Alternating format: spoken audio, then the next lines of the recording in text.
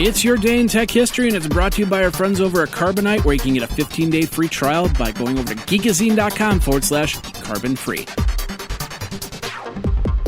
Hey everybody, Jeffrey Powers here, and I welcome you to the Day in Tech History at dayintechhistory.com. It's part of the Tech Podcast Network.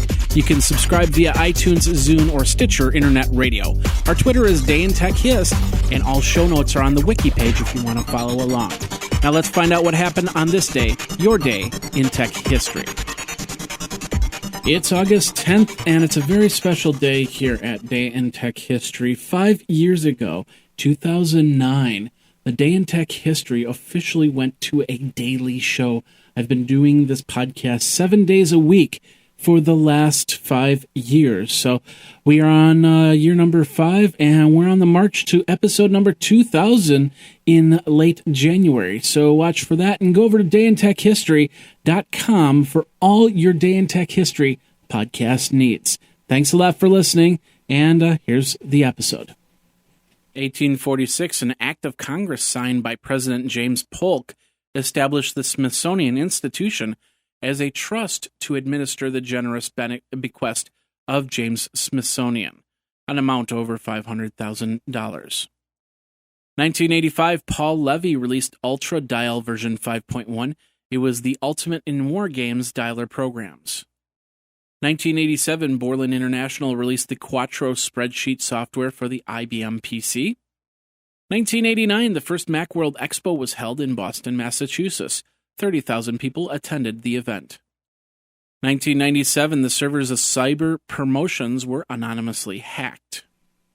If you're a small or medium business that doesn't have any type of backup to their computer off-site, well, you need to start, because you never know. Fire, flood, theft, all these things can turn your business from a great success to a great failure. And we don't want that. We want you to bring everything back so you can make the next social network or make the next big thing, and do that by backing up all your stuff offsite by using Carbonite. Now, they have Pro plans and server plans. Pro plans starting at $269.99 a year, and server plans starting at $799.99 a year. You can hook up unlimited computers or servers. It is easy to use web dashboard, and it's all HIPAA compliant if you are a startup healthcare. Awesome there. Check it all out. Go over to geekazine.com/carbonite, geekazine.com/carbonite, and back up now, back up often, and back up all the time using Carbonite. Now let's get back into your day in tech history. In 2000, the world population reached 6 billion according to ibiblio.org, a world population tracker. 2001, Rhythms Net Connections, a broadband service provider, announced that it would cease service within 30 days and let go of 75% of its workforce. 2004, the iTunes Music Store library hits 1 million songs. 2005, Apple Computer fails to patent the iPod interface technology because of a Microsoft researcher already registered a similar patent back in 2002. Also in 2005, Lee Seung-sup, an industrial boiler repairman, dies of exhaustion in South Korea after playing the computer game StarCraft continuously for 49 hours at an internet cafe.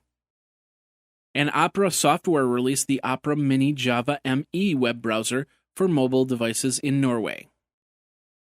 2008, Craigslist experienced a small outage. They did not say what happened, but it caused housing and job listings to not complete, which most likely meant an error in the database. 2010, Netflix signed a deal with Epix, EPIX, to bring Paramount, MGM, and Lionsgate movies to their streaming system. Verizon announced the much-anticipated Droid 2 smartphone. It would ship with Android version 2.2 and be on sale in August 10th for $199 with a 2-year contract. The R2-D2 version would also be available. Also in 2010, Oracle CEO Larry Ellison and former HP CEO Mark Hurd made statements of his departure in an email to the New York Times. In it was said the HP board just made its worst personal decision since the idiots on the Apple board fired Steve Jobs. And the University of Calgary scientists announced that they had successfully built a neurochip, a computer chip made out of silicon and human brain cells. And in 2012, FTC settles a Facebook privacy complaint. The FTC says that Facebook must submit to privacy audits and obtain the user's consent before sharing. And that's your Day in Tech History. My name is Jeffrey Powers, www.dayintechhistory.com. All the show notes are over at wikizine.com, Geekazine's wiki. And of course, you can like the Facebook page and follow Twitter at Day in Tech Hist. Until tomorrow, take care. Day in Tech History is copyright 2014 JMP Enterprise and Geekazine.com.